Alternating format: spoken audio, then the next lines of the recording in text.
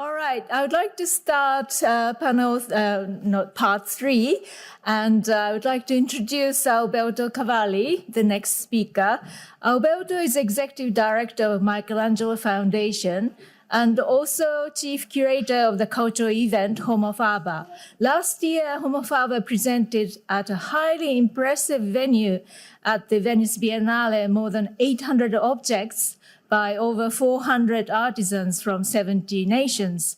Their activities aim to identify and acknowledge contemporary artisans and craftsmanship across the globe and support their work ensuring knowledge, passing on to others through apprenticeship scheme, by open calls, and by a unique matchmaking of talented early career makers and artists. So a truly remarkable enterprise given the times in which we find ourselves. We will hear from Alberto about the activities of the Homo Faber and their perspective on Japanese crafts. Thank you. Welcome.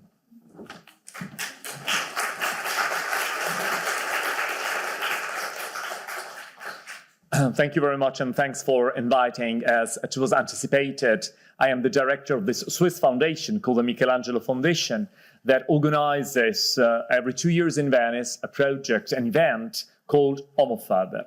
But Homo Faber is much more than an event, because under the label Homo Faber, we develop a real project to give value, visibility, and hopefully some support, and why not, a little hope, to all of those incredibly talented master artisans that everywhere in the world, every day, as we have heard in the panel before, dedicate their time, dedicate their vision, dedicate their life to crafting those beautiful objects that make our lives more meaningful and allow us to be happier.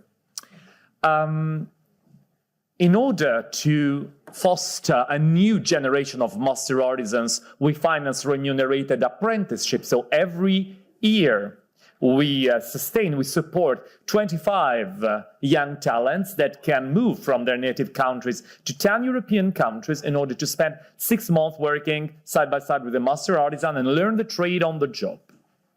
As I said, we organize every 2 years in Venice the Homo Faber, so we wait for all of you next September 2026, at the Fondazione Giorgio Cini in Venice for the 4th edition of Homo Faber.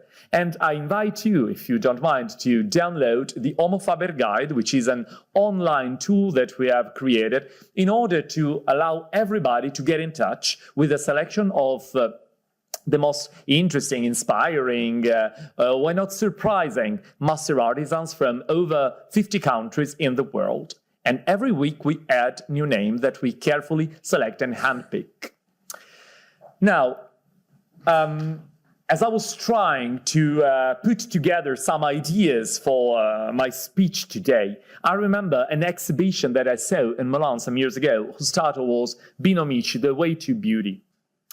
And I started to question the connections between these different ideas: beauty, craft, tradition, as we heard very often this morning, talent, dedication, why not ambition, and the role that each of us can have and should have in this, independently from the fact that we are men or women, that we are rich or poor, and where the starting point is. Are we privileged or not?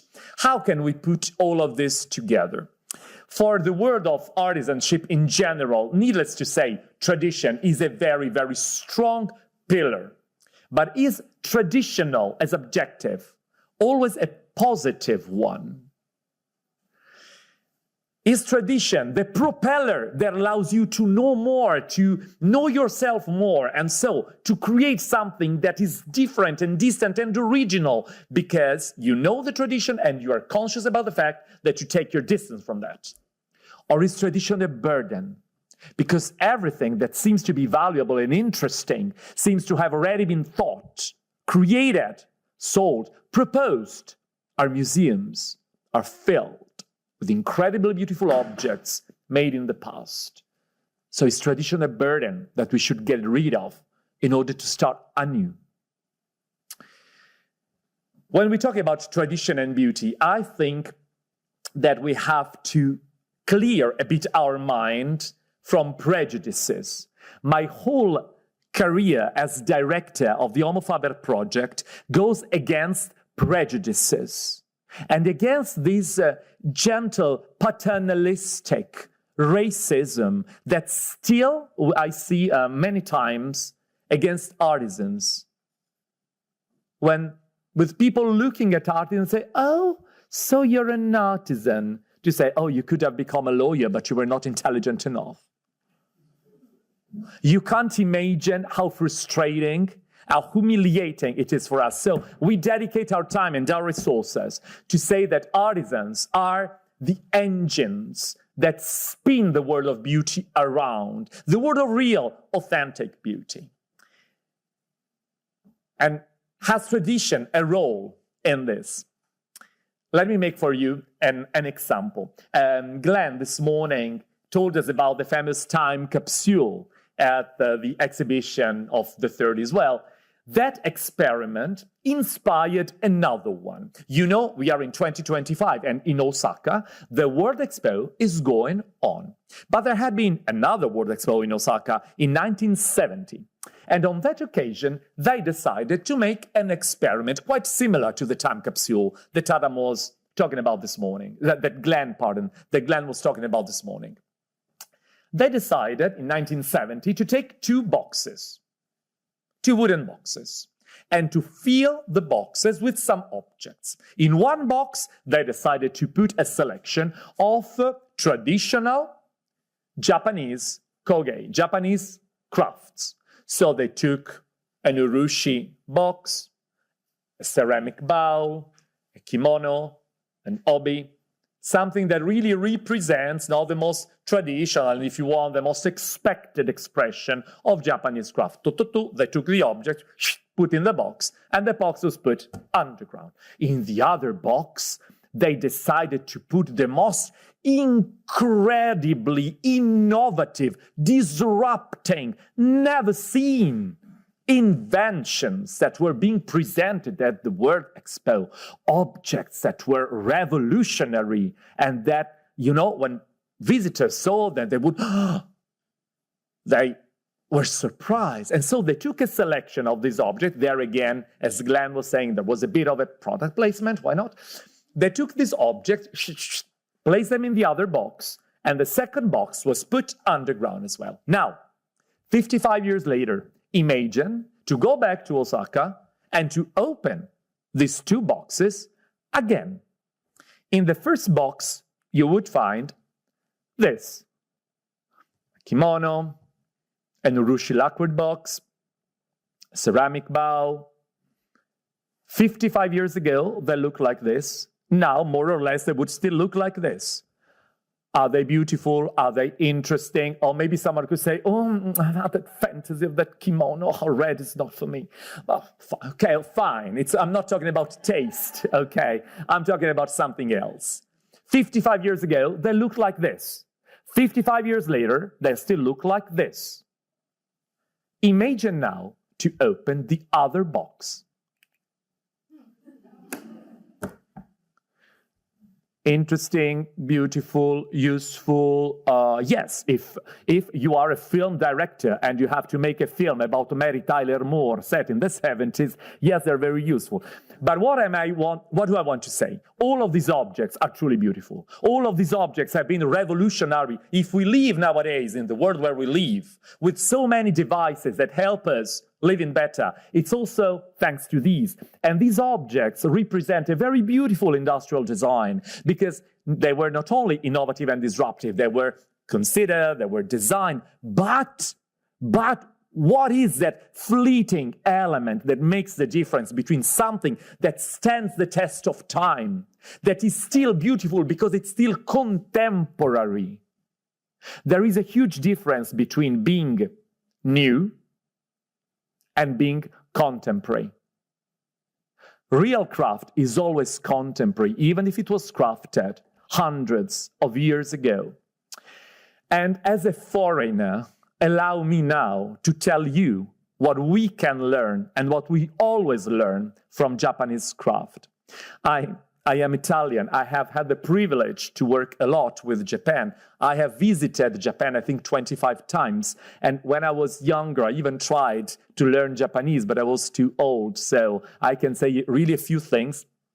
But this fascination for Japan remained. Like when I was a teenager, I used to read the Genji Monogatari. I was the only one, but I found it fascinating. So allow me, as a person who's in love with Japan, but who's also in love with craft in general, to tell you what we should always learn from Japanese crafts, and that maybe not everybody is always constantly aware of the disruptive power that Japanese craft has. One of the national living treasures that we were talking about, Fujinuma Noboru, wrote that tradition is not a lore. We do not simply hand down a technique. What counts is the power of creativity that transforms tradition.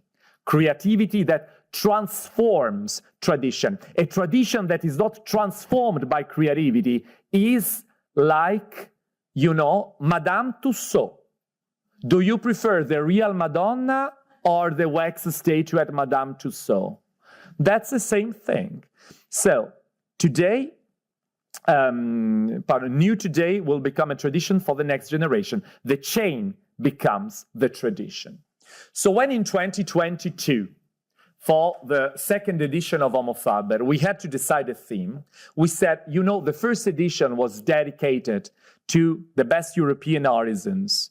Now, let's look out and let's get inspired by the national living treasures of Japan. And not only by the national living treasures, but by the influences that Japan keeps having on contemporary crafts on a world scale.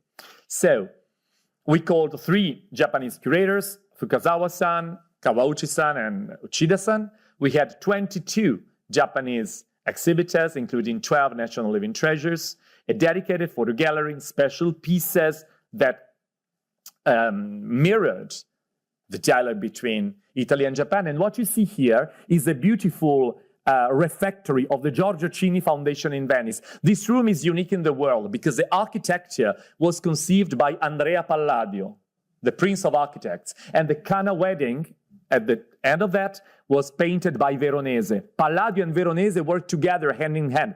It was so beautiful that Napoleon imagined to take the Cana wedding away. So now the original Cana wedding is in front of the Mona Lisa at the Louvre. So it's the less seen painting in the world because everybody looks at the Mona Lisa and nobody looks at the Cana wedding, which is just behind their shoulder. Anyway, Fukazawa-san imagined to represent the 12 categories into which the national living treasures are organized. He took one exponent for each of the categories, and he displayed the objects in this way. These objects, when looked from close, from a distraught eye, could have looked unassuming, modest, somehow not so interesting because they were not flashing, because they were not interactive, because they were not pop. But the more you approach these objects, and we had our young ambassadors, our cultural mediators explaining everything, the more you were fascinated by the disruptive power of them. In a world like the one where we live, shabby, in lives like the ones that we lead, where we are piled with stuff, where we are piled with things that we do not know where it comes from. We do not know who made it, and it will soon end up in a landfill. These objects mirror a life, a contemporary life, because they were made a few years ago now, where we can still give a name to those who fabricate the objects that we use. Hey, this is luxury. And for the first time, 12 different disciplines were displayed, one close to another, with no glass boxes.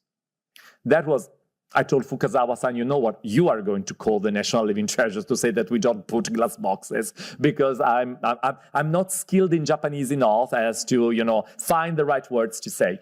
But in the beginning, also, the Japanese artisans were like, a bit surprised about, would these be considered beautiful? And I'm very proud of this picture because then the same exhibition, we brought it to Atami, to the Moa Museum, and the Japanese living treasures came to see it. And they really congratulated with Fukazawa-san because for the first time, they really understood that talent is not enough if you do not feel that you are part of a community. And this is what Homo Faber tries to do. Beauty federates people. Talking about gender gap, there is only Ozumi-san here. But anyway, this beauty that we are talking about, as I was saying, beauty is a federating power. The philosopher Francois Cheng wrote that in these present times of ubiquitous misery, blind violence, natural and environmental catastrophes, discussing beauty may seem incongruous, inconvenient, even provocative, a scandal perhaps. But precisely for this reason, we may realize that beauty is at the opposite of evil, at the antipodes of this reality that we have to face. I am convinced that this is an urgent and undeferrable task to focus on these two mysteries at the opposite poles of the living universe, that is to say, evil on the one hand, beauty on the other. Attention, because Francois Cheng did not write beauty on the one side and ugly on the other. He did not write good on the one side and evil on the other side. No, he wrote beauty versus evil. So what is this beauty that stands or that should stand against evil? We do believe that in these present times of ubiquitous miseries, contemporary Japanese craft has something to say. Again, I take the example of Fujinuma sensei because he was extremely generous in sharing with us his vision. He said, all materials are gifts of nature with which we should live in harmony. The essence of Japanese culture is not only to pass down traditional waza and beauty, but also to combine them with our creativity and unique styles, which will become a tradition for future generations. Art should be a source of joy and a new life from the moment we are born. This is one of the most revolutionary messages that we can pass to the young generations, to boys and girls to whom we are leaving as inheritance a rotten world, a world where the young generations will have to work forever because the resources will be scarce. So from now, I am 50 years old, and some months ago I received a letter from the INPS, which is the Italian Institute of when you have to retire, that they wrote me in which year I will be able to retire. It was not a good idea to open it, to be honest. But anyway, I will have to work until I am 80. But the boys and the girls who are 20 now, they will have to work forever. So from now to forever, do we want to grant them the chance to be happy? To make sure that their talent allows them to shape their life and that craft can really become a source of joy and a source of beauty. Again, what is beauty? What is beautiful? I'm not here to tell you what it is. People have been talking about that for 3,000 years, and certainly I do not have any original word to say about that. But I want to go back, as before we heard a lot of references to traditional cultures. Well, this sentence was apparently spoken thousands of years ago by the prophetess of the god Apollon in Greece. Apollon was the god of beauty, of sun, of music. And to somebody who asked, what is beautiful? The prophetess replied, the fairest is the most beautiful.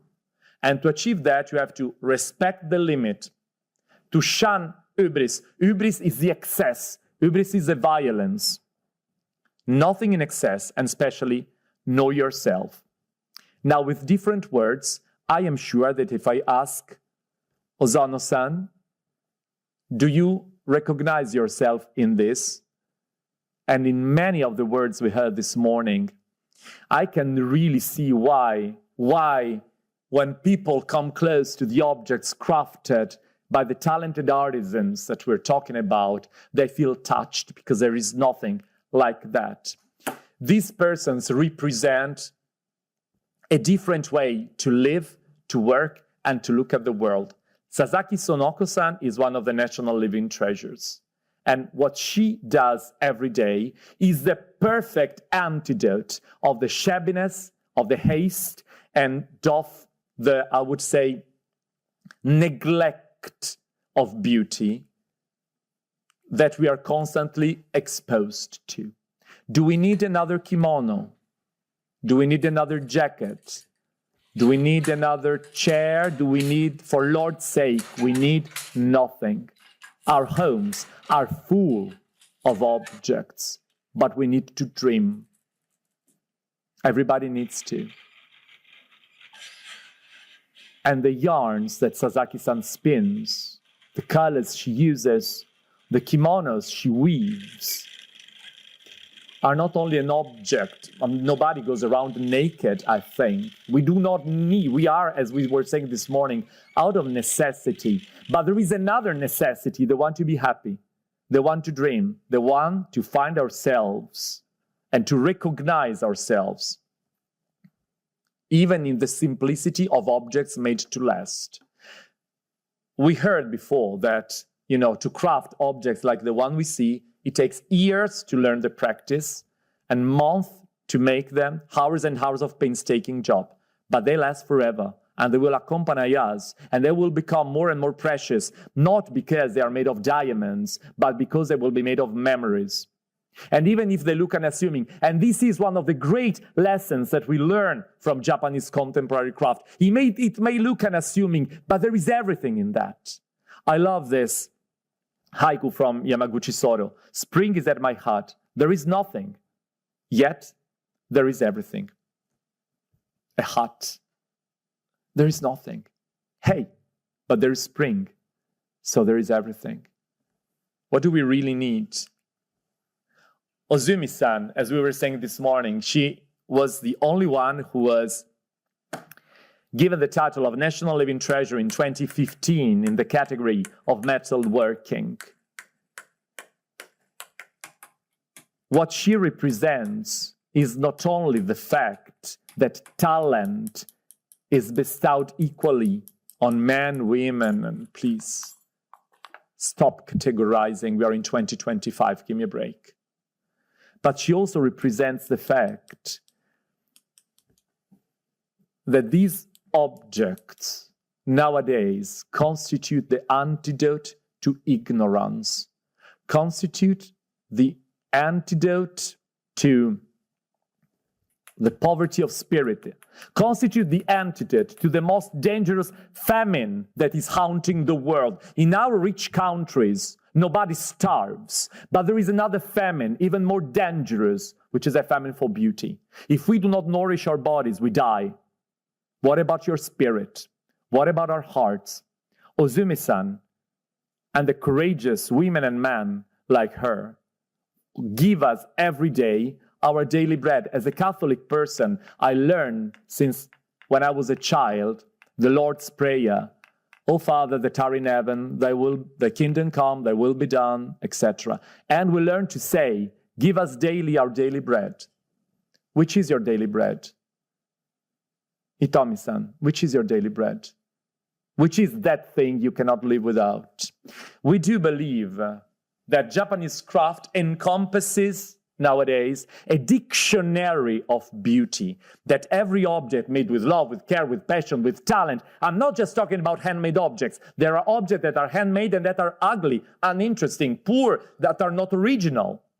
I'm talking about what really expresses the talent of this gifted human being. Maybe you are not necessarily aware of this, but we, as foreigners who are in love with what you do, we drink from that. And as ephemeral as they may seem, this meaning is powerful. Fukinsei, the Japanese crafts exudes this fukinsei, the sense of awe and wonder. I was telling, when people come to Homo Faber and they see these objects, and when they were looking at Sasaki-san's kimono or Murose-san's lacquer boxes, and you really see their faces do the sense of awe and wonder, because There is something, as you were saying, Suzanne, something incomplete, and that you, with your eyes, are called to complete it. This is revolutionary. Now, where everything is given to you, already ready, pre-chewed, pre-digested, and I will stop here. So, Fu can say, yes, there's something missing. Why don't you make the effort of putting what is missing? Musubi, now that inspiration seems so sterile, Japanese craft is imbued with musubi, a sense of fertility. You know, it's like that spirit of green that every spring again makes the trees bloom and live again. Each of these objects infuses in us the sense of musubi, a sense that we can be born again thanks to this beauty that is conveyed by the talent of these persons. And poetry, every object is so imbued with poetry. We all speak in prose because poetry is too difficult. Because poetry is not about too many words. No, no, no. Poetry is about carving out exactly the right words that evoke exactly the right feeling, which means you have to know yourself. Do you know yourself? Come back again. While, as we were saying, sometimes you have just one chance, as the artisans know, and their poetry is powerful. The humility of wood that only prays to be transformed in something that was worth the fact that it had given up its life. Makoto, sincerity. Building sincerity into objects, being authentic and being original. Original has two meanings. Original means close to the origin, but original also means to be different. And to be there, you have to be sincere. You cannot be fake. And an object like the ones that we saw, contemporary Japanese crafts, is disruptive because it's sincere. It doesn't lie. And it invites you to open your eyes to what is really sincere and true. Keisaku, the idea that you can create your own masterpiece. Enzo Mari, the great Italian designer, said that the most horrible word that is transmitted today at creative school is creativity. Enzo Mari would scream if he heard the word creativity, because creativity means to go, look, and to have the courage to create your own masterpiece. While sometimes, I am a professor too, and I have to say that regretfully, we tell our students, yeah, invent, no, don't look, don't worry, don't study, be creative, come up with something, brava, ma brava cosa? If you have no idea where to start and where you want to go. So, the courage to create your own masterpiece. And the Monotsukuri, the precision, the pursuit of perfection, which does not mean flawless. Correctly, you said that you were not pursuing perfection. Brava. Perfection does not mean flawless. Perfect means achieved. Achieve something that represents perfectly who you are and that you have crafted with hands that can still perceive and sense the world around you, because the minute we stop using our hands to perceive and transform the world around us, we have lost our humanity. Here at the National Gallery in London, you have this metamorphosis of Daphne, painted by the Italian painter Pollaiuolo. You remember the story. It's a Greek myth. It's a legend. Daphne was a nymph, and the god Apollon fell in love with her, but she wanted to refuse the god. And so she prayed to be transformed into a tree. And her prayer was exhausted, and she was transformed into a laurel tree. Look at the Pollaiuolo. Where does the metamorphosis start? From the feet, from the head, try again, from the hands. The moment she loses her hands, she's no more human. Henri Faucillon wrote that art is made by the hands. They are the instruments of creation, but even before that, they are the organ of knowledge. Hands as the organ of knowledge. If we cannot use our hands, we cannot know. And this is something that we learn every day from contemporary Japanese craft and the utmost respect that the artisans have for the materials. In the artist studio are to be found the hands trials, experiments and divination, the age-old memories of the human race, which has not forgotten the privilege of working with its hands, the privilege and the courage. From contemporary Japanese artisans, they can be the national living treasures, but they can be all the examples that are under our eyes, that are kept here at the Victorian Albert, that are magnified in galleries and in exhibitions, of which we have here great examples. We learn every day all of this alphabet that should nourish our thoughts and the way we speak, and that should nourish also our courage to always ask for our own bloom to blossom, if so I can say. You know, I think that all of us, when we were children, we were told the story of Beauty and the Beast. You remember how it starts. I'm not talking about the Disney version with Angela Lansbury singing as a teapot. I'm talking about the real story. Once upon a time, there was a rich merchant who had 3 daughters. All of a sudden, his fortunes collapse. He loses all of his fortune in a shipwreck. Only one ship has remained. And so the merchant goes to the port to see what has remained of his wealth. And before bidding goodbye to his daughters, he asks them, "Daddy's going to bring you a gift. What do you want?" The first daughter said, "Oh, Daddy, bring me a new dress." The second one said, "Oh, Daddy, I want a jewel." And the third one, Belle, she tells him, "Daddy, bring me a rose." A rose and the bleak midwinter. Crazy. And yet, this crazy request for something beautiful when everything around you is dark changed forever everybody's life. So thank you for always reminding us to ask for our rose, to be courageous like Belle, because otherwise we arrive at the end of our lives with a nice dress and a nice jewel, but what we really wanted was a rose. You may not always be aware of it, but if you look with care, with love and affection to contemporary Japanese craft, you learn how to think like an artisan, how to work like an artisan. I don't know how many artisans are in this room. I am not. But from the artisans, there is something we can learn, to be proud of what we do and to carve our own initials in everything we do. This is the only way not to be substituted tomorrow by something cheaper, faster, and with a little bit less soul than we have.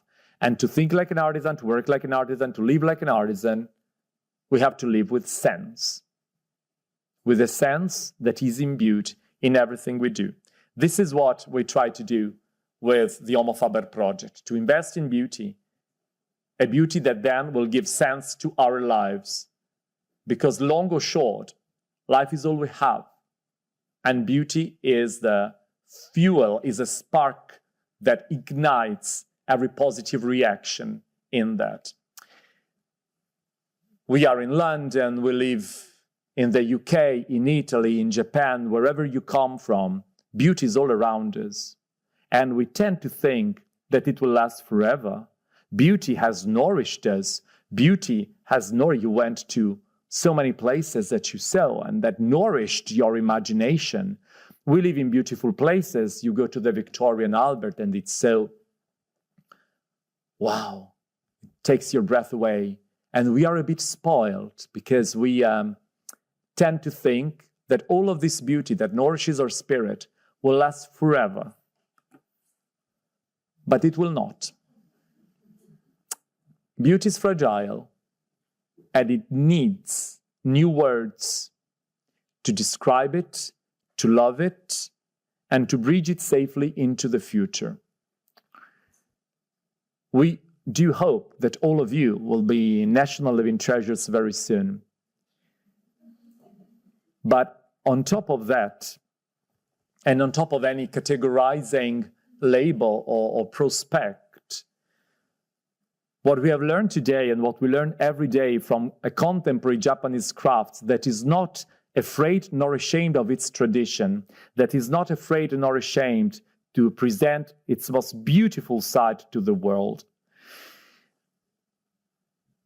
is that if we want to be happy, we have to be nourished by that beauty and to learn again to read everything around us according to that alphabet of sincerity, of humility, of courage, and once again, of a beauty that needs to be discovered and that prays all of you to look at it with eyes full of love.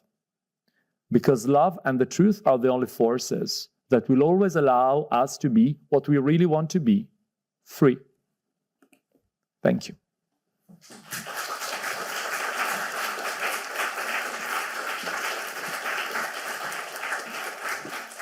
Thank you very much, Alberto. That's a very passionate, explosive talk about explosiveness of contemporary Japanese artisans. Thank you very much for that. Can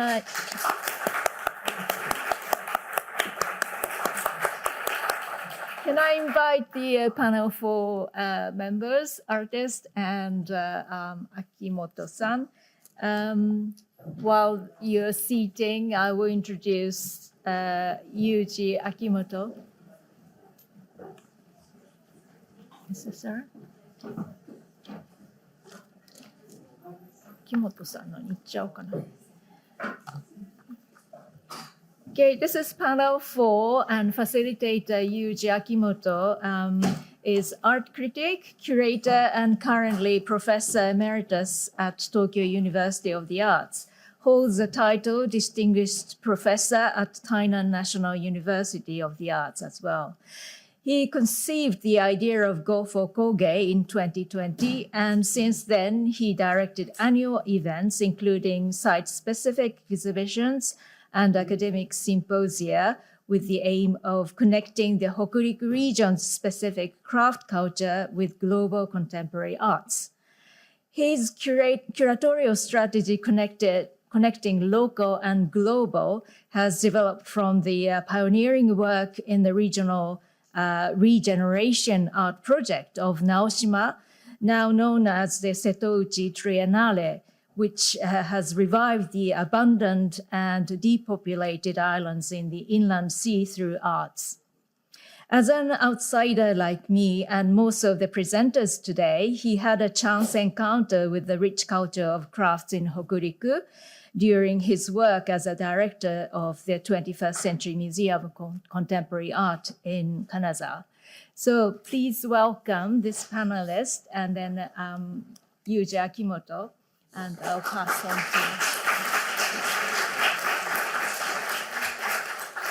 Thank you very much for kind introduction, Kikuchi sensei. And can I ask you have the translator headset because we are going to speak in Japanese. Sorry for inconvenient, but yeah, talking. In Japanese is smooth conversation. So you said already. Okay, yeah. So, 皆さん、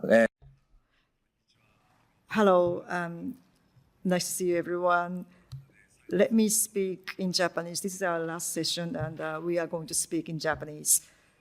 The title is Democratization of Crafts as an Urban Contemporary Expressions and Subcultures.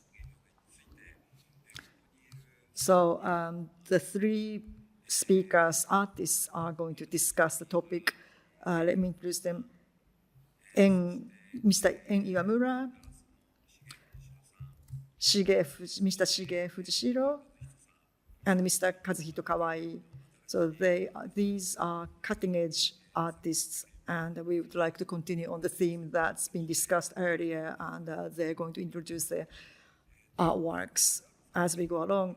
Their works, each artist will have 10 minutes to introduce their works. Prior to that, let me explain the changes in the crafts Kogei world in Japan after the Second World War. So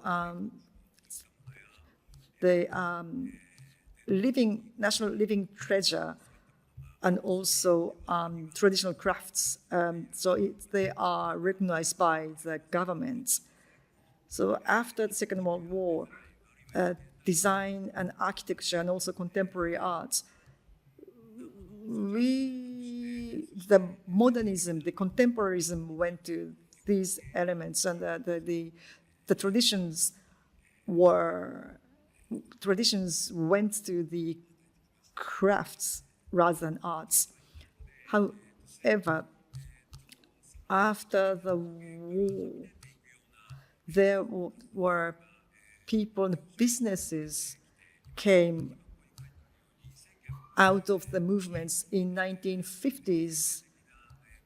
So we had the movement for ceramics, which is based in Kyoto, which is called Sodeisha, in 1950s. So that sort of movement came along in the 50s. And then in the 1970s came Monoha.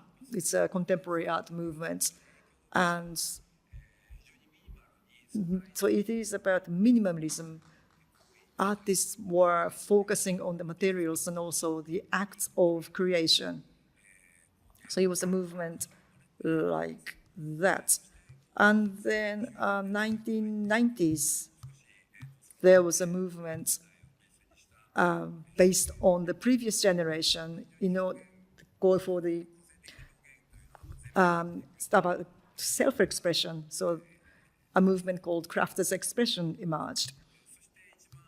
And the latest movement is after 2010. It's part of this presentation. So it's about subculture, animation, and also the consumer society, and also the urban culture. So the artwork, the contemporary art comes out of the sort of movement. So it's kind of somewhere, the movement exists somewhere between Kogei and the modern culture. So these artists are from the generation after. So let me just talk about what's happening. So you're looking at the artwork by Kazuo Yagi from Sodeisha. It's a work of Mr. Zamza.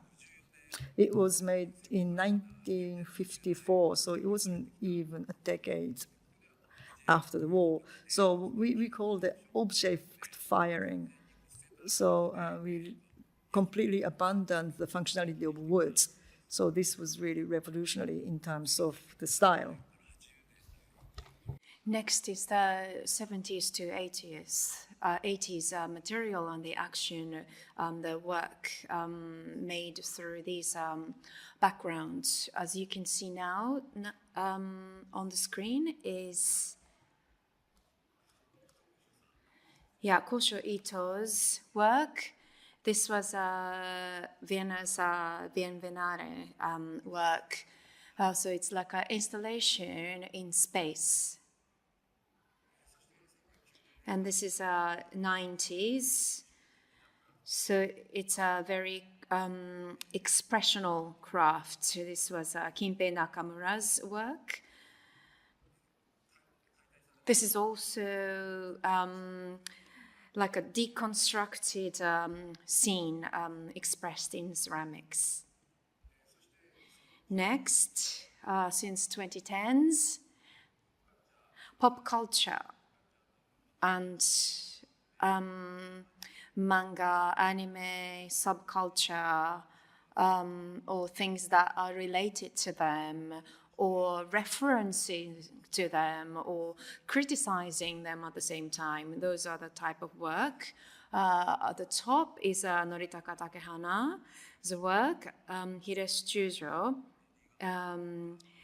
That's Lady Gaga's clothes, costume, and this is an exhibition of that. And the bottom is Takuro Kuwata's installation. As Glenn also mentioned in the morning, So his approach for pop culture, but also to respect the beauty of like tea ceremonies from Edo period. He expresses such infusion decoratively, quite exaggerated, overacted way. And when he explains about anonymity, he was talking about that too. He talked about the social medias and how the impressions expand within the internet. So in that sense, it's not that the information is disseminated. It's more like people start translating, reinterpreting his work on the social media. So what's interesting is, of course, so like his recent work is related to the question of anonymity, and so conventionally contemporary arts are named clearly. But in society and the social media, the anonymity is expanding, and then so Tatehana and Kuwata are such artists who are challenging those notions. Now I'm going to start introducing the three artists. Mr. Iwamura, Kawai, and Fujishiro came after the generations I just talked about. So they have been coming to attention since 2015, let's say. Let me introduce them one by one briefly, and then we'll hear from each artist following my introduction. The first artist is N. Iwamura. His works feature round and soft characters that seem to have come out of the world of manga or games. However, they're not just cute. Iwamura uses ceramics to express the relationship between space, bodies and characters, to reconstruct the relationship. The space in which the work is placed responds to the movements of the viewer, the audience, causing impressions of constant change. There is an exhibition of Nara at the moment, but so the Japanese manga style exhibition or beauty is something this work can be considered as well. Okay, I'll introduce all three of them in one go. So the second speaker would be Mr. Kawai, yes, Kazuhito Kawai. Kawai's work looks pop and fancy on the surface, like chocolate and candies and colorful hues are typical. However, as you look closer, you can see how the beauty is contrasted with ugliness.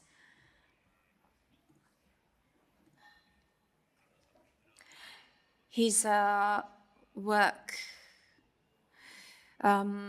expresses the fluctuation between cuteness and ugliness, or ideal and reality at the same time. The background to this is the question about sexuality or the desire to live a normal life, quote unquote, or desire to be yourself. Recently, as you might know very well, that there's a area called Harajuku in Tokyo. It's a hub for young new culture and artists. So recently he had an exhibition in Harajuku. So in that there he exhibited an installation that was showing his own life in such location. The third speaker is Shige Fujishiro. His work uses the commodity, like everyday products, like shopping bags from convenience stores, and those materials are connected through safety pins and beads. For example, this shopping bag series, it recreated the small wrinkles and stains on the plastic bags. As you come closer to the object, you can see how much work was put into it. So the one-time use type of objects are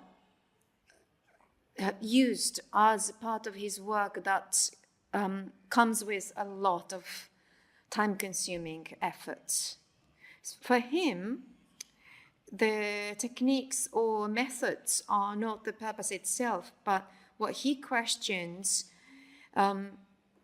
is the societal challenges and the fundamental difference between disposability and the creation.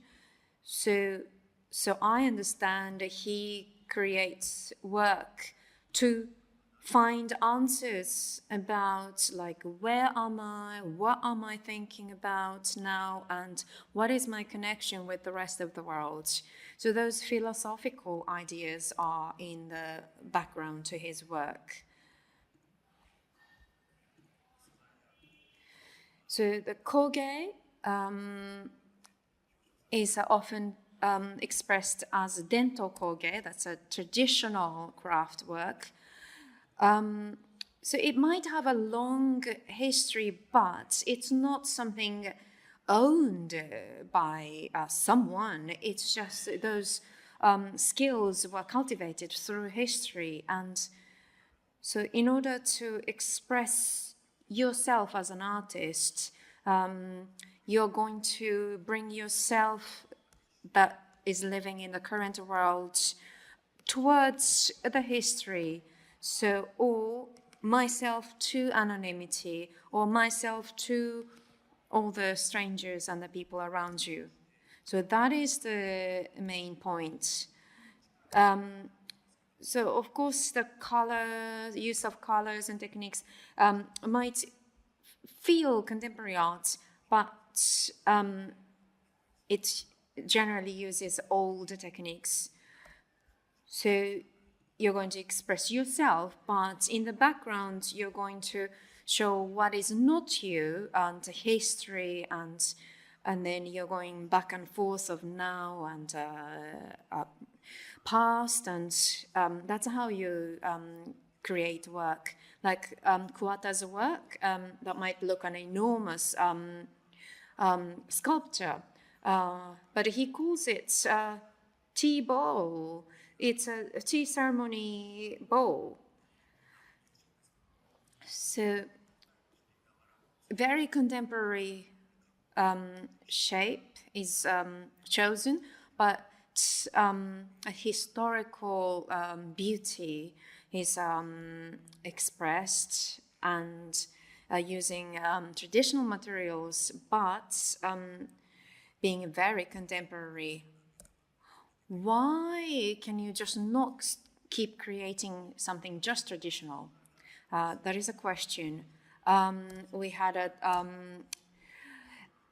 a big election of the government in Japan the other day, and but it's always the same Liberal Democrat Party ruling the country for 30 years, Japan has not progressed in any way economically. It's a lost decades. And so it's a time that young generations are questioning about the position of Japan. And so with that in the backdrop, we have to rethink, redefine about what is contemporary, and it's not about denying what's been thought of, but it's about relooking. And so these three artists represent a new way of approaching Kogei and the new generations. Now we are going to hear from each artist, 10 minutes each, and then we'll have a panel discussion afterwards.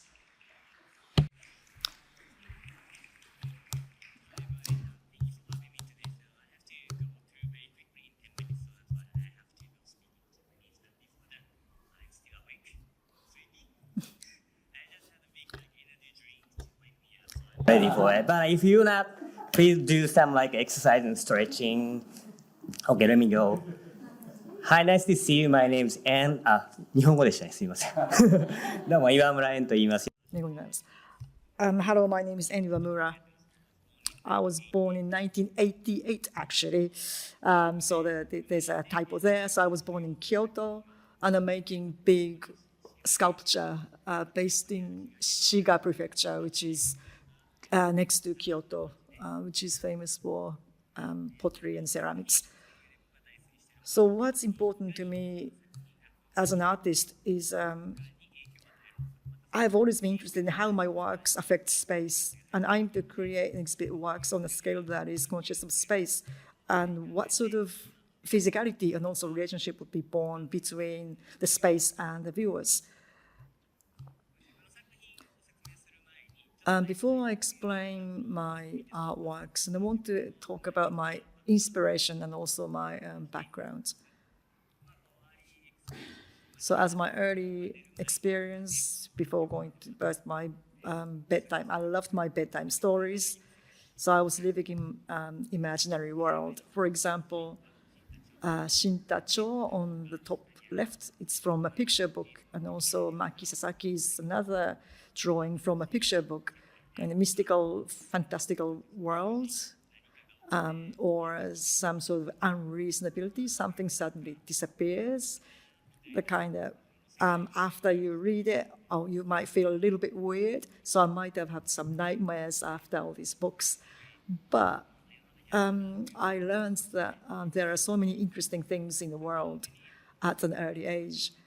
And as a Japanese boy growing up in Japan, so I loved Gundam, all these robot animes, these round-shaped anime characters. I really, really loved these. So I was quite normal boy growing up.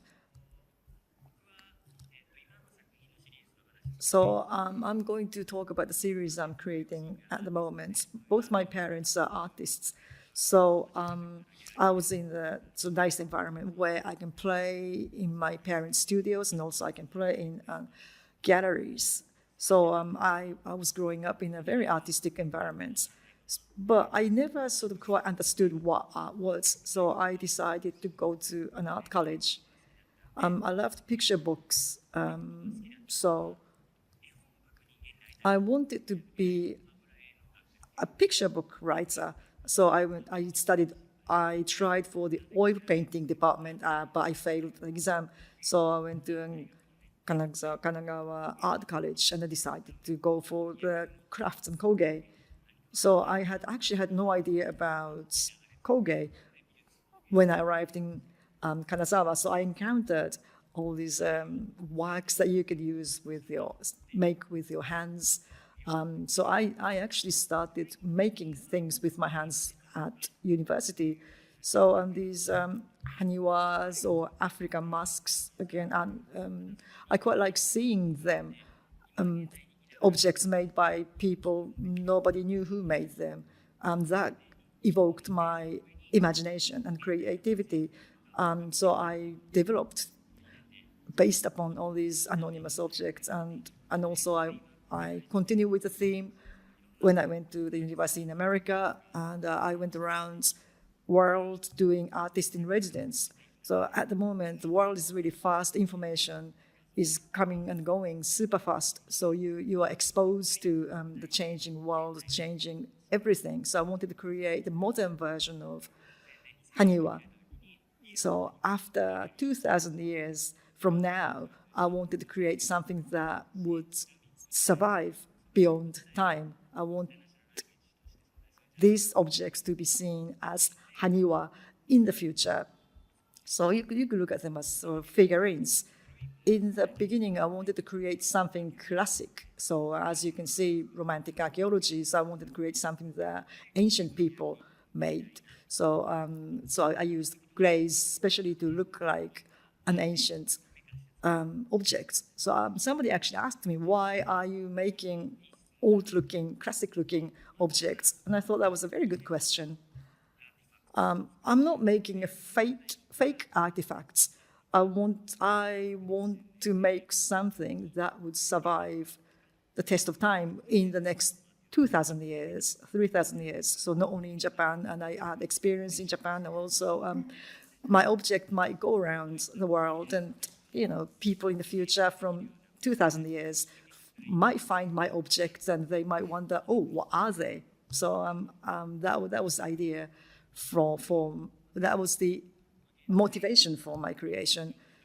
So I wanted to make something like archaeological discovery for the future. So this is Neo Jomon, the very first work called Neo Jomon.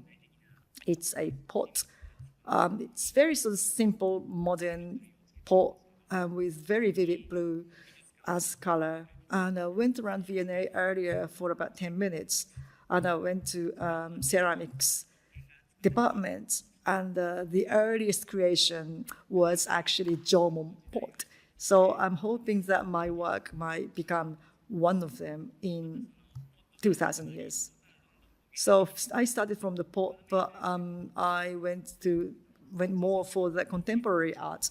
So this is inspired by all these picture books I had when I was a child.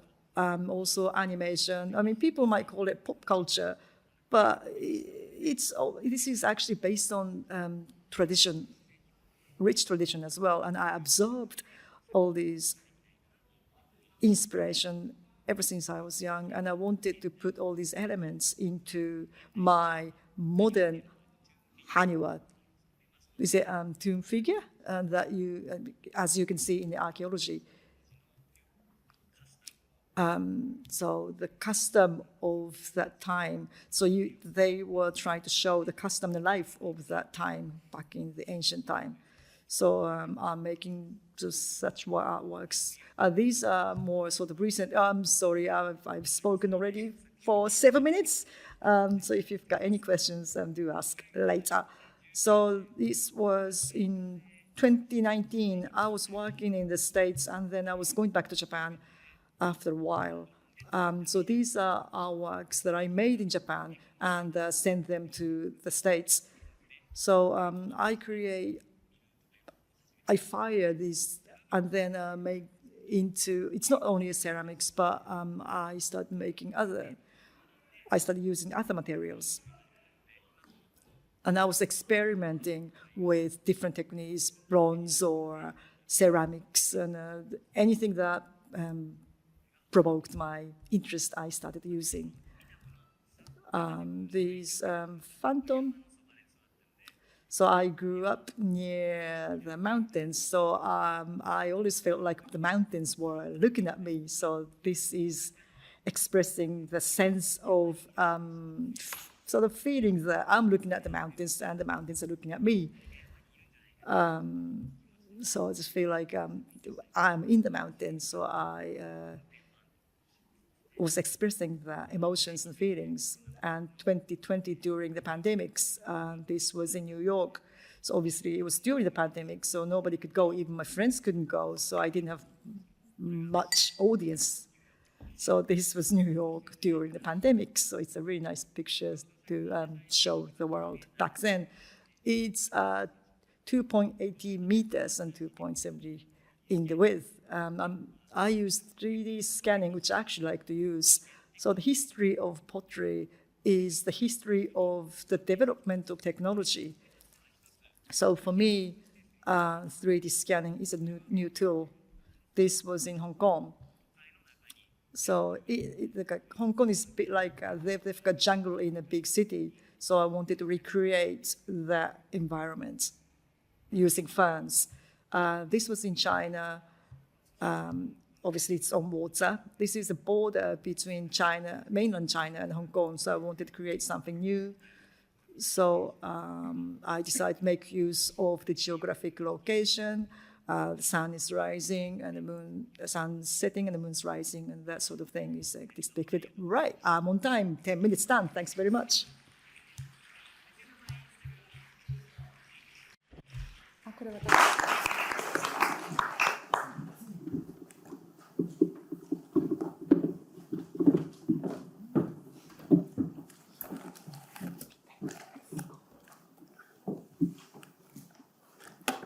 Shige Fujishiro と申します。 Hello, my name is Shige Fujishiro. Nice to meet you all. I live in Hanover in Germany at the moment. I'm from Hiroshima. I went to Hiroshima City University, and for 1 year I went to Hanover because Hiroshima and Hanover are twin cities. And because of that 1 year exchange experience, I started to live there afterwards. I'd like to introduce my works in chronological order today. At that time, this is my graduation work. I was interested in fashion. That's because I believed that fashion enriches our emotions. Wearing beautiful, colorful clothes makes us feel happy and excited, and you want to show it to other people. You feel better, and those male fashion designers who create work for women as customers. So I started to question about this gender hierarchy. And that was the beginning of my work. My works are made by threading beads onto safety pins. In this work, there are 3 pairs of dresses and tuxedos. So 6 pieces of clothes. So as you wear them, if you wear them because of the materials and the way I constructed them, then the safety pins might sting, poke your skin, or the beads might come off. And so that's how I literally wanted to provoke the emotion, and that was my intention. So the safety pins as tools, I see them as tools of emotion. So it's not directly communicating the beauty, but because they're shiny. So I was interested in beads because they hide people with the shiny objects. Also, back then I was wondering about myself as well. So these are pairs of dress and tuxedos I experimented. Sometimes they are man-woman pair or man and man pair.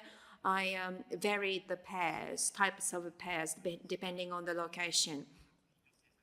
So this is a pink narcissus in dark room.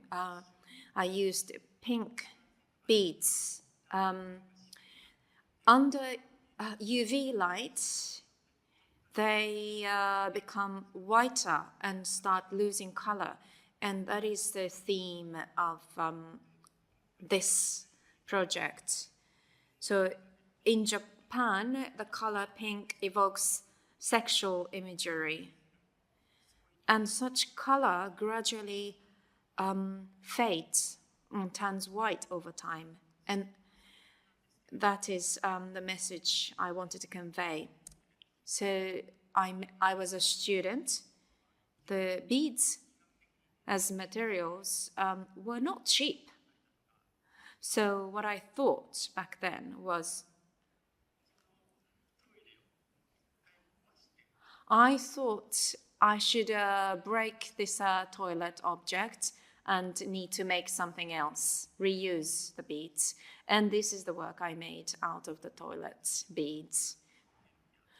So the cutleries and the plates, they're prepared for 2 people, but with no food yet. But there's champagne and fruits. But those 2 people will come closer to each other and take the food and go back to their seats. So it's like a performance piece, which I used real performers to show this work too.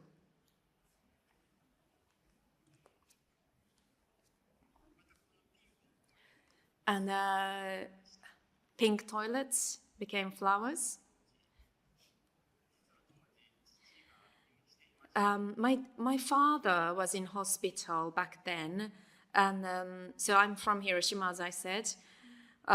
We make 1,000 cranes in Hiroshima. That is a traditional belief. So I thought if I made not 1,000, but like a lot of daffodils using the toilet beads, then maybe my wish for recovery for my father might come true. And that's the reason why I made this work. This is my showing my respect for animals. A friend of mine donated the antlers of deer to me when he didn't want them anymore.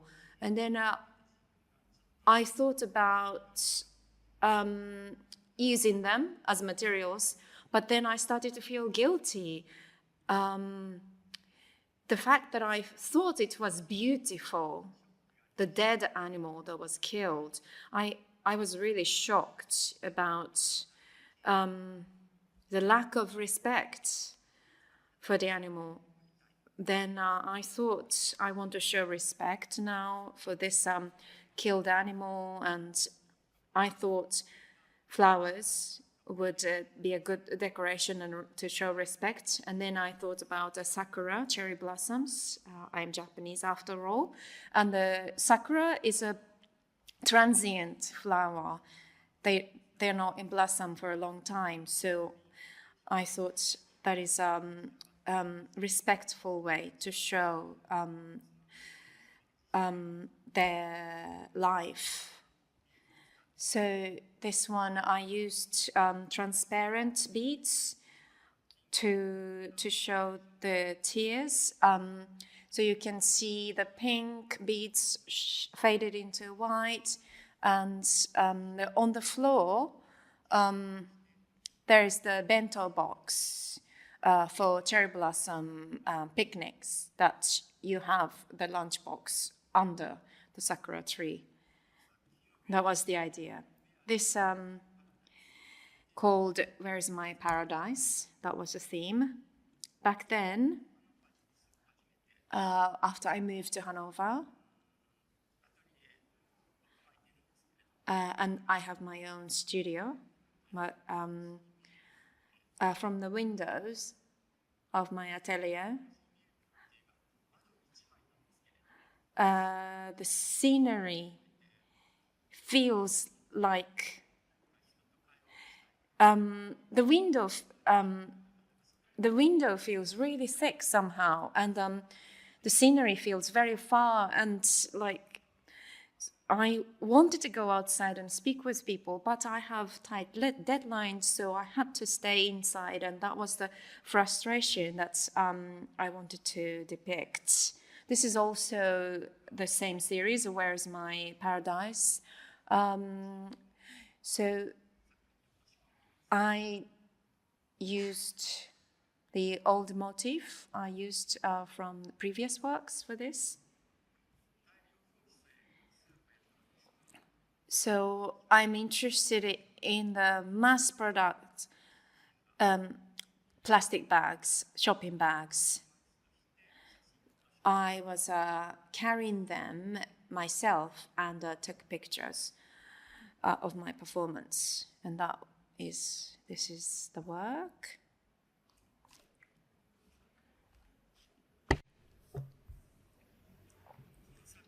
So this work, this inspired from my memory of fishing that I went with my father and my sister.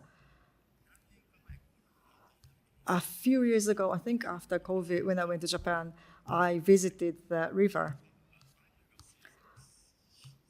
And the fish was no longer there. The water was so contaminated that no fish was swimming in that river. So I got inspired by the sad view of a river with no fish. This is another recent work based on this scandal involving sexual abuse of children by priests.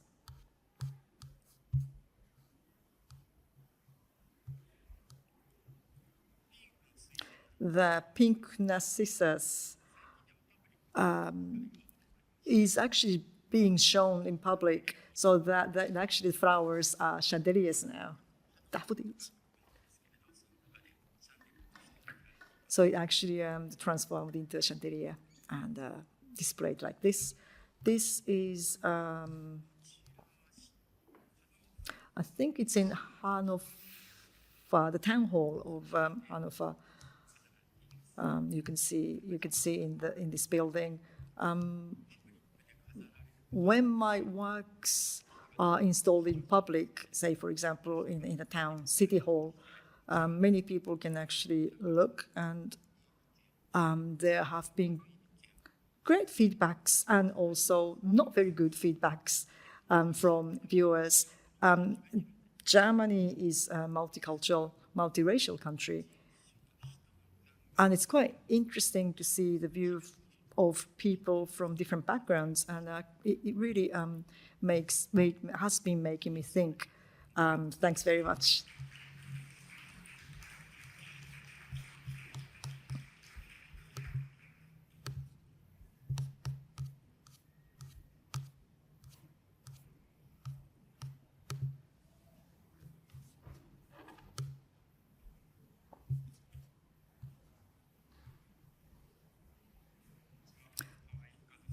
Hello, my name is Kazuhito Kawai.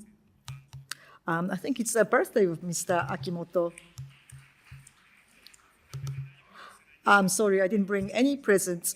So I'll give you my time out of my 10 minutes. Happy birthday. So right, let's crack on. It's called Heart on Wave. It's actually being displayed in V&A, the Japan section. I'm sure you're wondering what this is. Very grotesque and probably pop and abstract. But it contains my stories and my memories. I was born in 1984, as Mr. Akimoto mentioned earlier. So the Japanese economy was the strongest, one of the strongest in the world. And the Tokyo Disneyland opened in that year. So the world was flashy and bright, and the future was absolutely bright back then. But from there on, obviously, everything went to steady decline. So that was my life. So they called my generation sort of the lost generation. You know the flag, like in this kids' meal? That was my world. Or the artwork is like a parade in the Disneyland, like pretty much like excess and Ariel. I got influenced by Banksy, so this Dismaland. So I decided to get somebody looking like Ariel, looking at the world objectively. That's my attitude, and I wanted this work, I think, reflects my attitude towards the world. So one of my inspirations is the question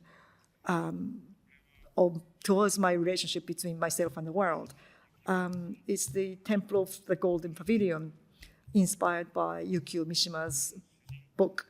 The main character has this teenage frustration and also depression. He had problems with his pimples, and he's got things about his bodily fluids. So I think the sensation, the feelings were pretty much well depicted in the work, I think.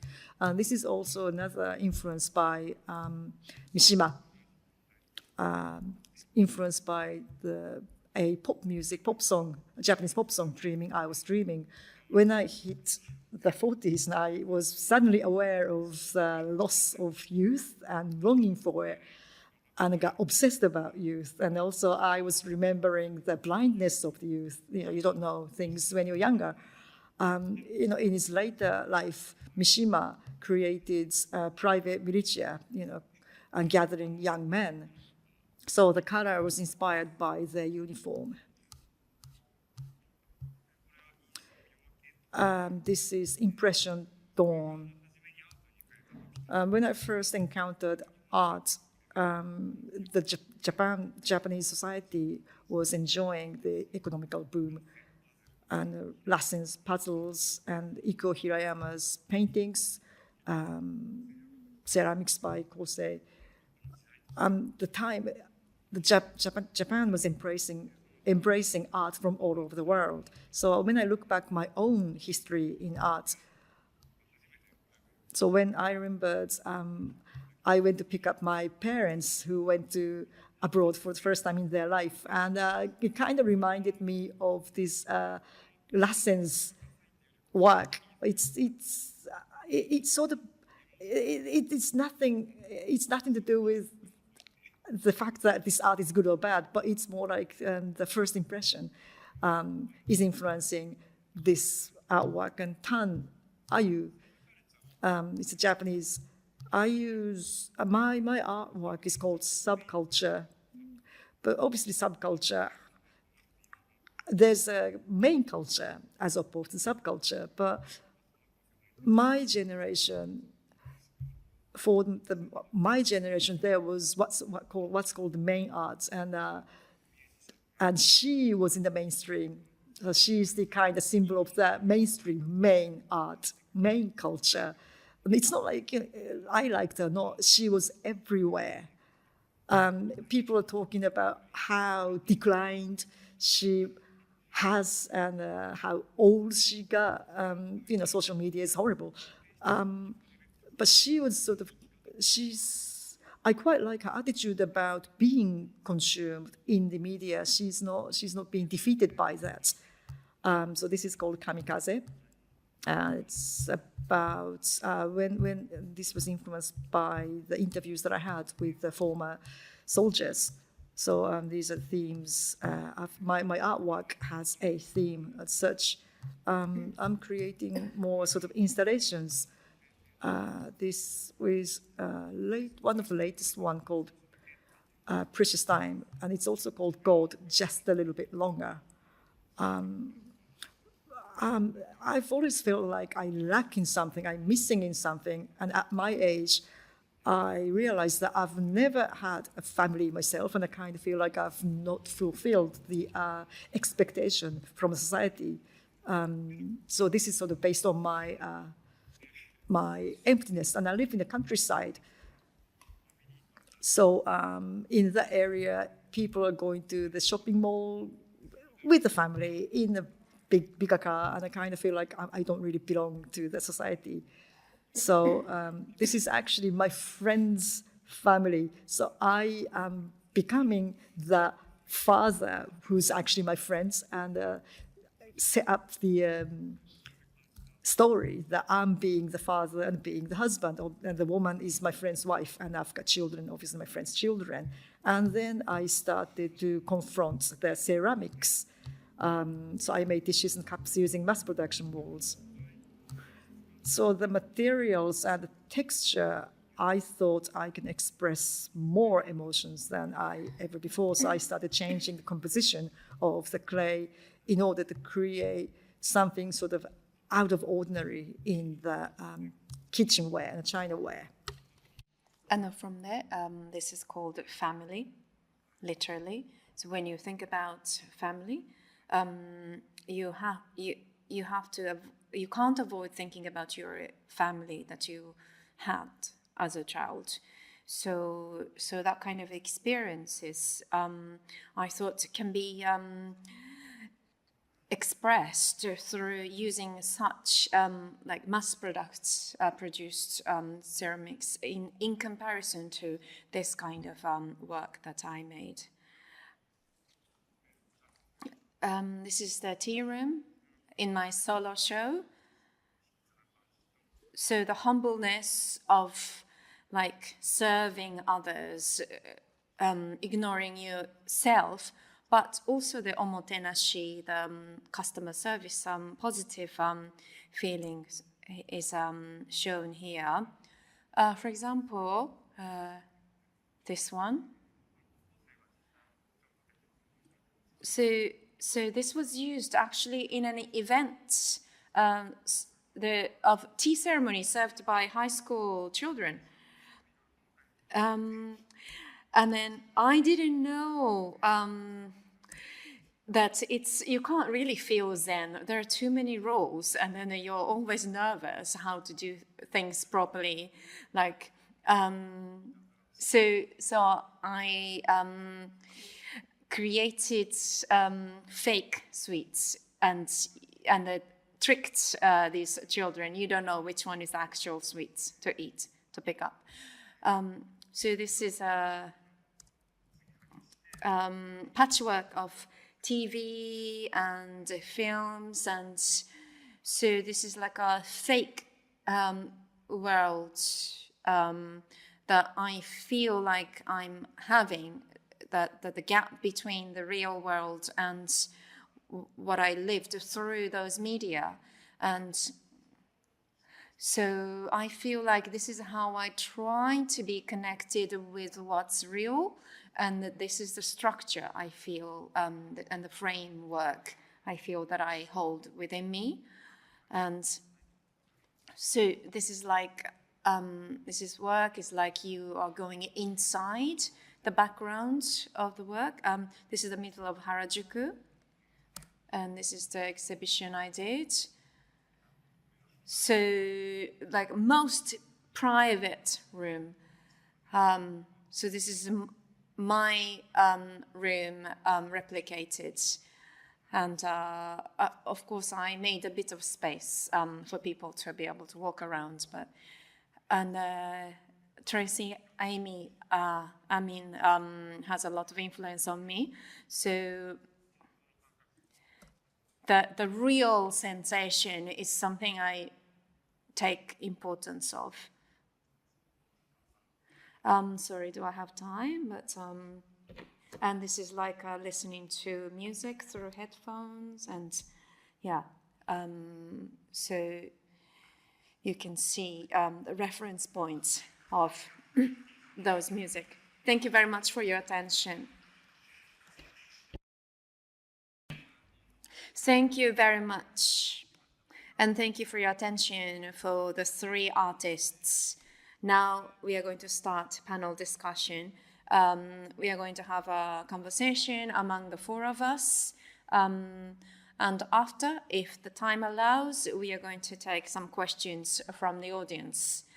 We are going to try to make it a real discussion among the four of us.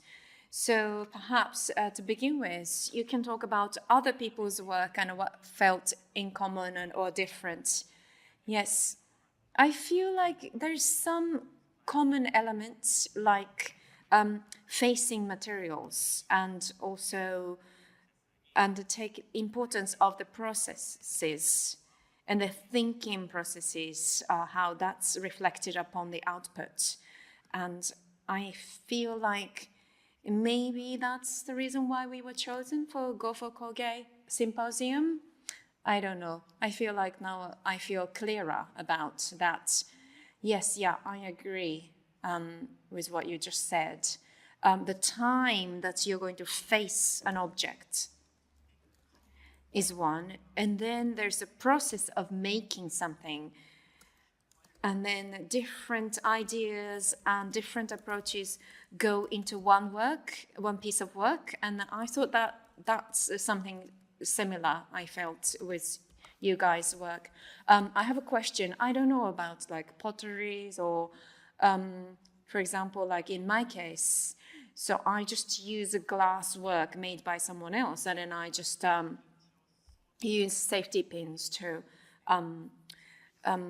put them together. But so I always know the final shape, but porcelains and other kiln-based work, you don't know the outcome shape, right? How do you control? Okay, so before I forget your question, I'll answer your question.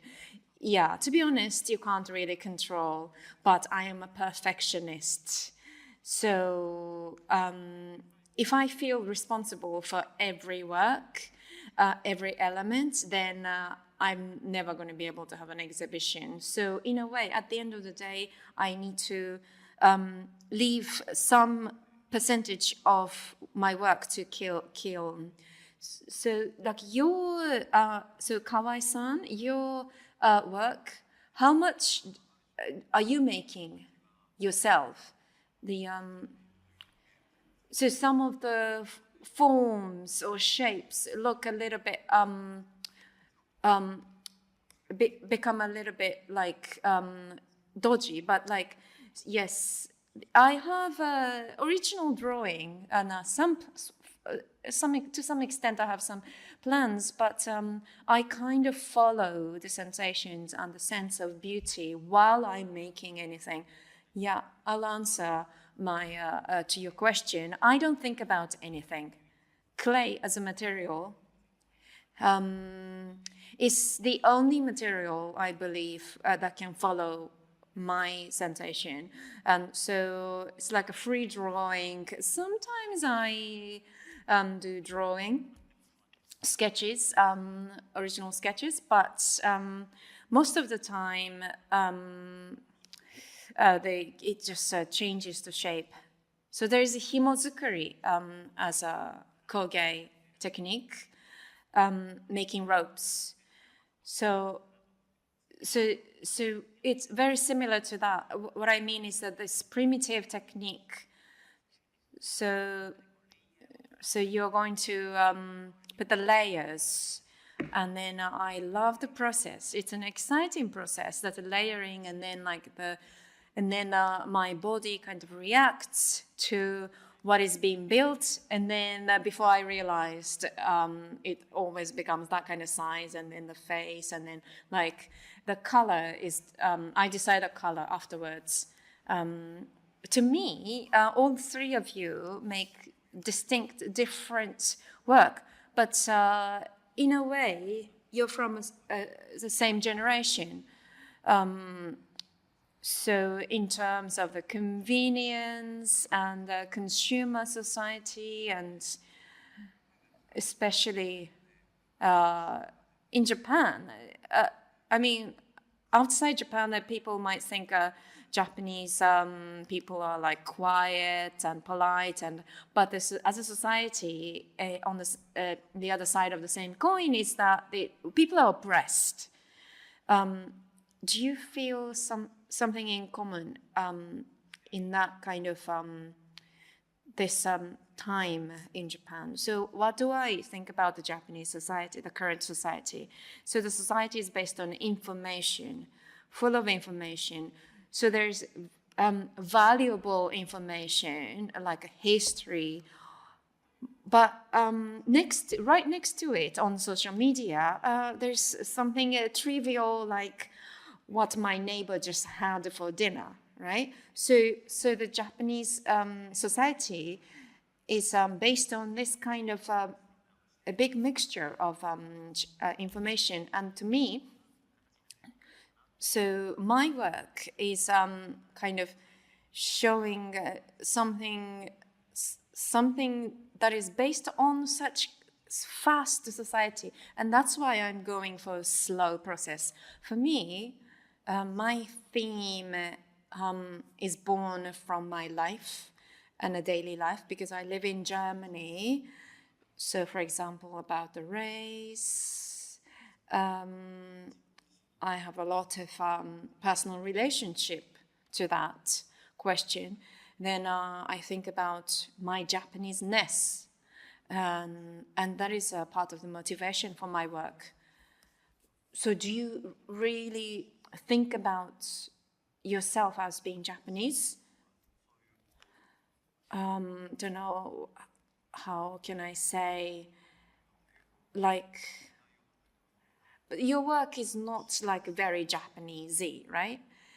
Are you always conscious of you being Japanese? I don't think about it so much, but people make me realize that I am Japanese. Say, for example, in your everyday life, or what about in your art? So when you're creating your artworks, I do get these questions. Is this a Japanese technique? So I think I am pretty much into details. So obviously people think that details Japanese, but I don't really call it a technique as such. I do what I just reply that I am doing what I do. But somehow people think that's sort of Japanese, and then again, that question made me aware that, okay, I am being Japanese. Again, from my generation's point of view, when we talk about Japanese-ness, pretty much everything was made sort of like a westernized, so I can't really see the difference between Japanese and the rest of the world. Say, like Tezuka took influence from Disney films. So, when you start going back to the very beginning, the origin is quite blurred. Say, if you take Mishima, so what was his identity and what was supporting his identity? So I kind of start to think about these things through art. So all these artists, and also yourself included, you are doing something that's really time-consuming. So time is some sort of taking time, is some sort of resistance to this current world when everything is going fast, changing fast. So you are going against that tide. So what sort of, I'm sure you are making discoveries through doing that by that sort of practice, small resistance to the current trends. So what Kogei can do in the world, I mean, you can talk about Kogei in a very conservative way, but we can look at Kogei from a different point of view, I think. So I think I am lucky living in this time. Currently, everything's instant. If you ask something, you can actually get the answer straight away, and everything's really, really speeding up. The process for my artwork is pretty much layered. You have to wait for the clay to dry, but you can't wait too long because you don't want it too dry. That would cause cracks. So it takes patience, and also you have to negotiate with the time. So while I'm making my artwork, I can change shapes, or I might change my opinions or taste, or I can even work with I can change my pace. If I want to go slow, I can go slow. If I want to go faster, I can go fast. So my sort of creative way, my way, is reflected onto my artwork. So it's different, absolutely different from what you can make using a 3D printer. Having said that, I am positive about using modern techniques or devices. You can actually use them in a positive way. So your artwork is embracing consumer society. So you're making commodities like shopping bags or everyday objects, but you're taking time to make these random everyday objects. Yes, I definitely agree with that. I enjoy the time that I'm creating my artwork. But in my case, for example, I'm going to make this shopping bag. So during the process, I am using my hands. Say, it's quite similar to knitting. So my hands are taking me to the shape that I would want to make. So I just have to think, and everything else is sort of automatic. And obviously there are lots of things that I think about before I make, for example, materials. But once I start using my hands, it's automatic, and I may be thinking about what I'm going to make next. So I'm using the time to think about what's next. Yes, I am completely with you too. So I don't make a blueprint, but talking about taking time. It's not just about planning. But my brain is always spinning. So my thought, the speed of my thoughts wouldn't catch up with my hands. My thoughts actually keep changing while I'm moving my hands. And it's quite chaotic, but I quite like it. Mr. Fujishiro's work, it's real artwork. Can I actually explain on your behalf? You know, when you told me about it, you know, in the yellow, you can see clear part. It's quite systematic, and I'm sure you aren't thinking, but you come up with it while you are moving your hands, as you just said. So I'm quite the same. I'm creating my own rhythm. Once I start, it's sort of like I get into the groove. So the slowness or slow speed of it, and what about deepness or depth? So all three of you are making something sort of a light-hearted. Say, in your case, manga, for example. Like kids, manga used to be kids stuff, or you could call it subculture. There's no depth to manga. That was the concept back then. That was the idea back then. And you also, you were talking about the image that you see on the internet. So more like everything's got about surface. So I think at the glance, your artwork looks quite shallow, not in a negative way, but there's a depth into all your artworks. I think that you're actually exploring the depth yourselves. What do you think? Yeah, the motifs could be pop culture or manga. People actually say that, but my background is crafts. So I learned crafts and ceramics in Japan. And then when I moved to the US, I learned American ceramics. So the both elements are my big influence.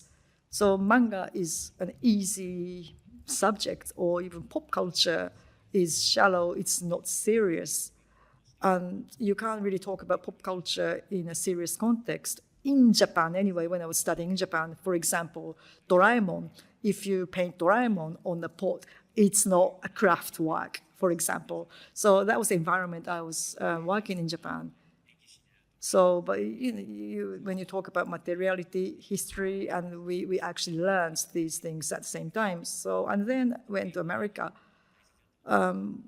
What I studied then, and what was I thought important was how you face the materials and methodology and details. That was great to learn these things. But when I went to America, when I was showing my work, people say, "Oh, this is very interesting. And what is the content?" And I thought, what is the content? What is the content? I didn't quite understand what it meant, and I couldn't really answer to that. So it was from my professor, and the professor said, your artworks are very interesting. So the content is about what's inside. It's about why you made this. Why you thought this theme was interesting. So that's all you have to think about. Then it dawned on me, why am I enjoying this? So I was the only Japanese person in the area when I was working in America. So I started to think where I came from, what my influences were. So I started thinking back. So in me, pop culture and also manga are nothing like shallow culture thing, but I was surrounded by all these things. So I don't really see the difference between this long history of art and pop culture. It's like food I ate, food I grew up in. It's the same. It's a part of me, part of the things that's making me what I am now. So the cultural difference actually made me realize that the similarity in a way. So your characters not like manga characters. They are more like a symbolized objects, but your artworks are not, characters, right?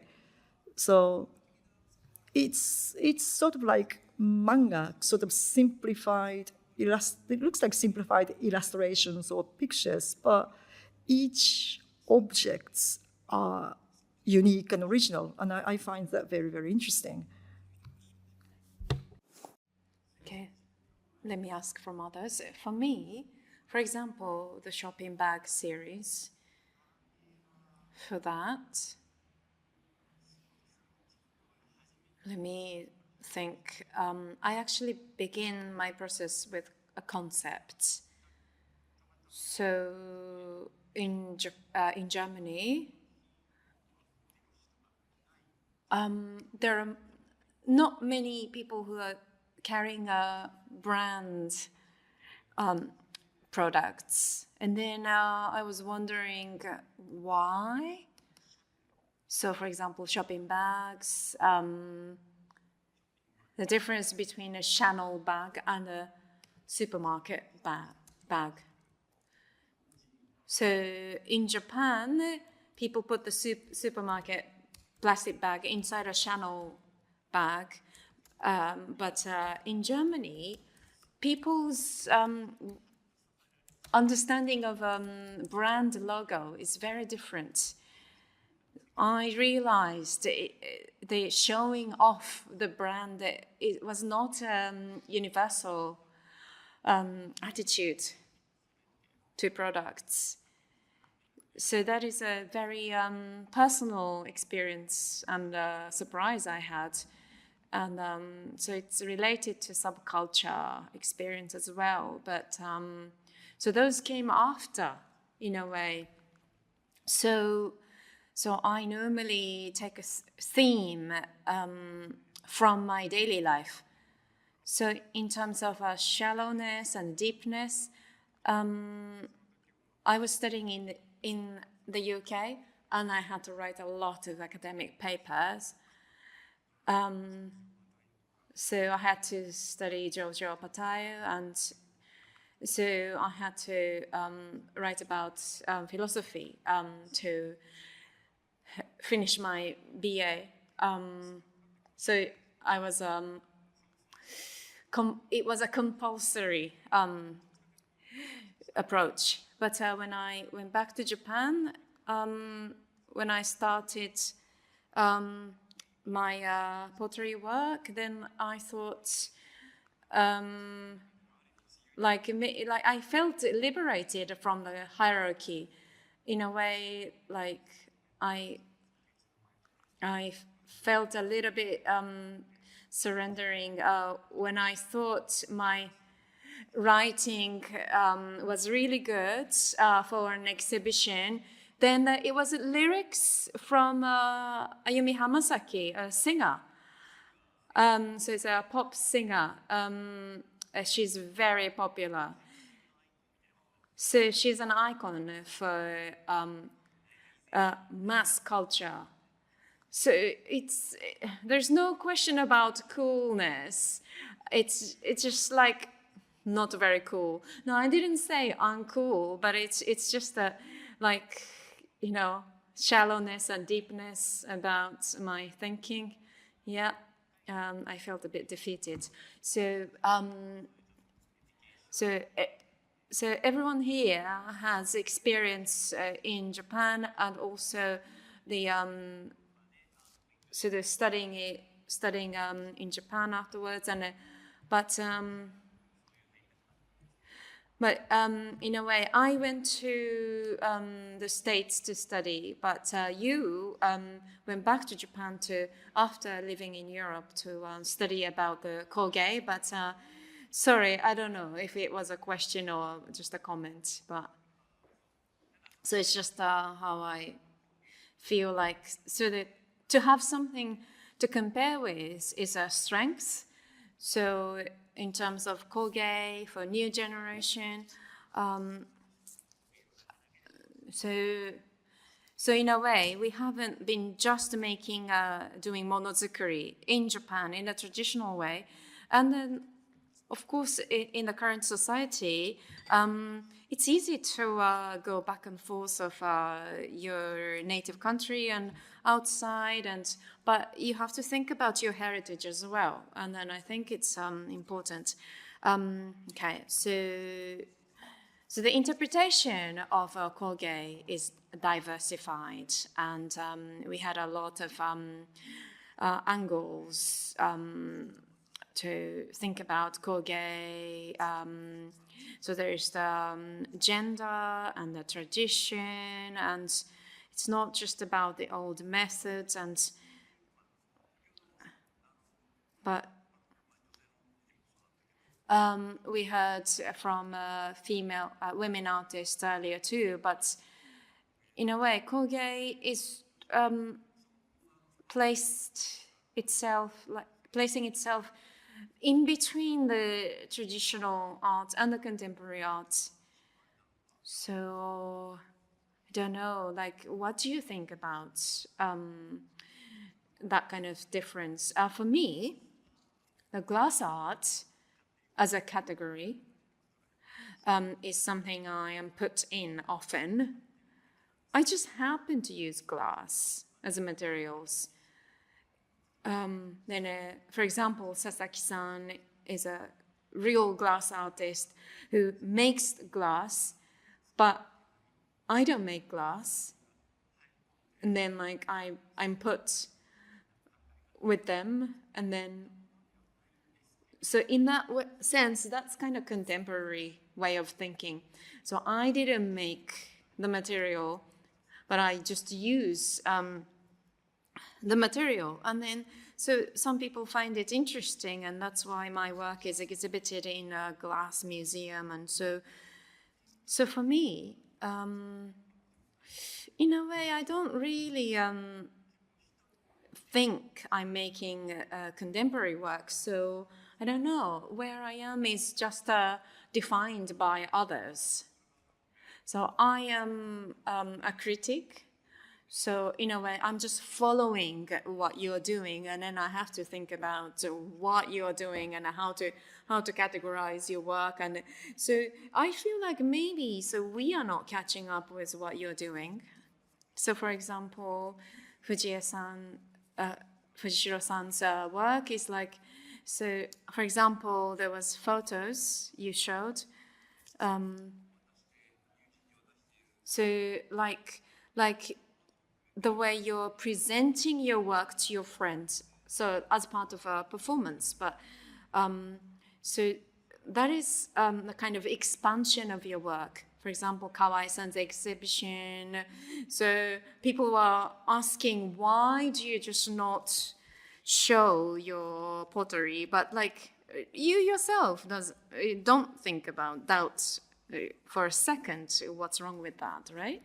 So it's more like different way of looking at it. Sorry, I accidentally summarized it. But for example, like in a commercial gallery, they would instruct me to make sure that my work is seen clearly.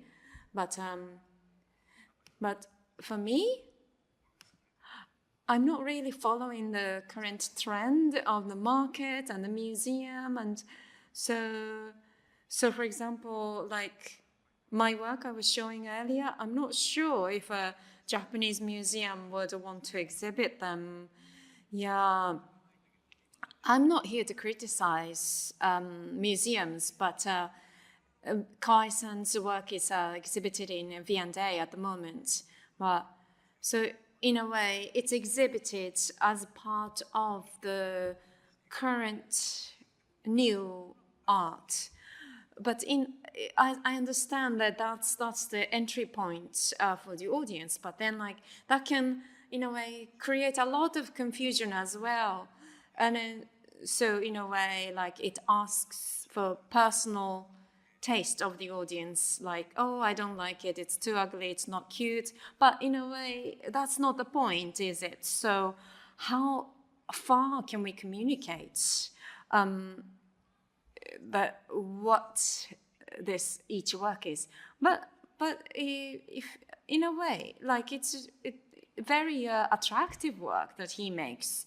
So it's, even if it's not your taste. So sorry, I didn't mean to deny what you just said. But for example, the suicide bomber, the kamikaze work, some people said it's cute, like it looks like sweet, and then in a way, so that's also a correct way of interpreting. But it's so twisted, isn't it? Yeah, that's something interesting, isn't it? Right, I think it's time for us to wrap up, and thanks very much for staying with us for all day. And if you've got any questions to us before we finish this section.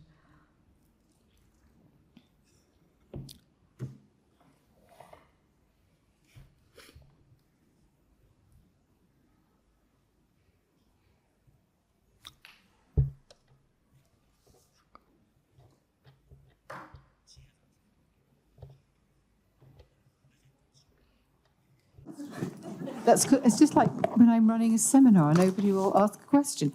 I just wanted to say for the last two of you, it would be impossible in English to talk about your work without talking about queering. We had a lot of talk about feminism and female artists in the previous part of the symposium, but each of you, let alone referring to Yukio Mishima and things, you would have to talk about queering certain norms. And this doesn't mean specific homosexuality, of course. It means the current use in Anglo-American discourse of the term to queer. And it would seem to me like an omission not to bring up this term in terms of both of your work, not your work so much. But perhaps you could, because it's interesting, it doesn't go into the discussion topics as though it's a hidden something. So perhaps you could just respond to that. In Japanese is fine, of course, because we've all got our headphones. But maybe the term doesn't exist or the verb doesn't exist in Japanese. I've got no idea.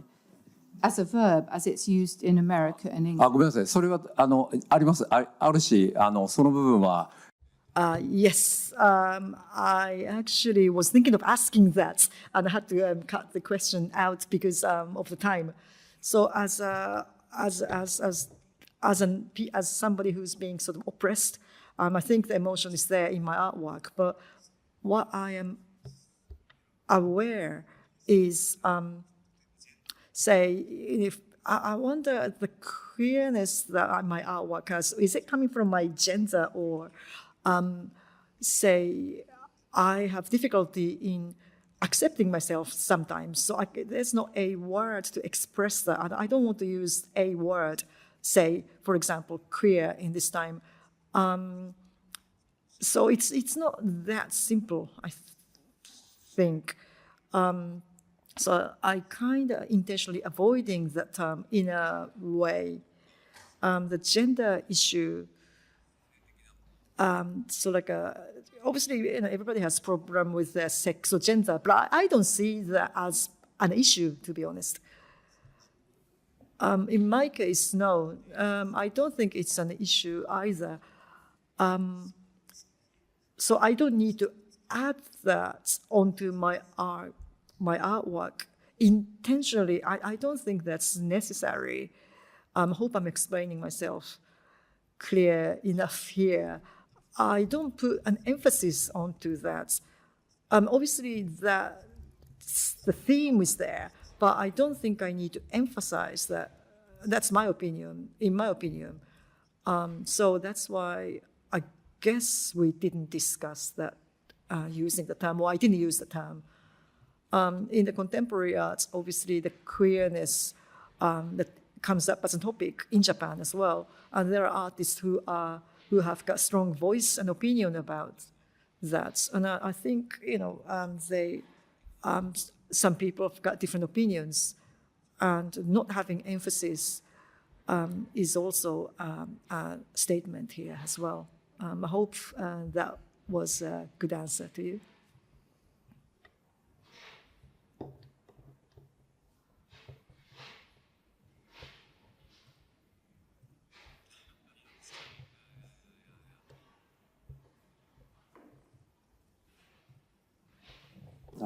Yeah. Thanks so much. Thank you.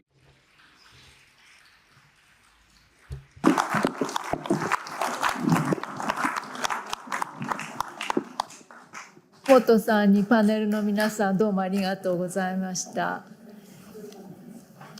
Okay, I just would like to conclude this symposium. Thank you for staying all day, very long day, very intensive discussions and issues covered. But I do hope that you enjoyed today's symposium thoroughly and discovered something new. Perhaps you take away something of the more challenging issues underpinning Japanese crafts. I'm hoping you have had a chance to see connections between Japan, race, tradition, and craft. And as we also were made aware about the idea of anonymity by Glenn, we were also made aware of multiple agencies operating the main narratives that affect institutional systems and academic fields and museums such as the V&A. And I also hope you are excited to know about the emerging globe-trotting artist we heard this afternoon about their exciting work and their voices. The strong quality of their works speak for itself and challenges these norms with their subversive creativity, inspired by subcultures. I do also like to mention women artists in Japan specifically. They work quietly, but create their own alternative channels under the adverse conditions we've discussed. I have just visited the exhibition at the ICA called Connecting Thin Black Lines, 1985-2025, which reminds us of our Black British women artist friends who have struggled for some 40 years. And in Lubina Hime's words, making art that had quality, integrity, and wit through many decades of being unrecognized, but never gave up hope. So these words really resonate with the artistic strength and determination of the women artists from Japan, who are striving to survive like a mountain hag. As we contend with a word that feels all too quick to embrace automatic and robotics and ubiquitous march of AI, it has been refreshing to remind ourselves that by challenging the boundaries and deriving inspiration from the culture within, whichever form that takes, we humans can still find a way through making by hands and honoring time and be truly creative. So thank you very much, everybody, and engaging with us. And lastly, I would like to say, for organizing this symposium, I would like to express especially to all the thanks to all the presenters today, and to my colleagues at VARI who are really helping to help all these complex organizations, and especially Amber Kim and Erin Sun, who's really facilitating a very complex program today. And also to my 3 students who really helped me a lot, and which was a very inspiration for exchange. So thank you very much, and then I hope we hope to see you soon, and a safe journey back home. Thank you.